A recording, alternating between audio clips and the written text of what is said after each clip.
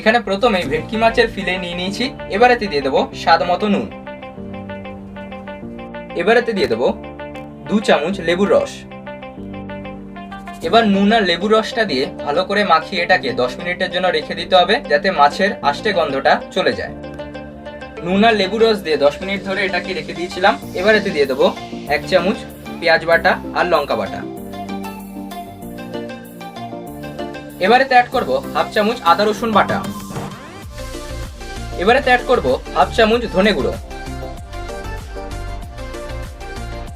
এবারেতে add করব half চামচ জিরে গুঁড়ো।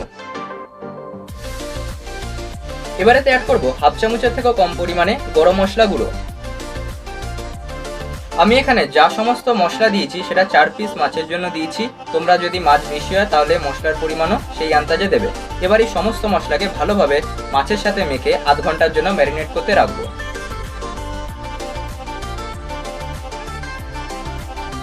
এখানে নিয়ে নিয়েছি ব্রেড ক্রাম্বস বা পাউরুটির গুঁড়ো, আর এদিকে নিয়ে নিয়েছি প্লেন ময়দা।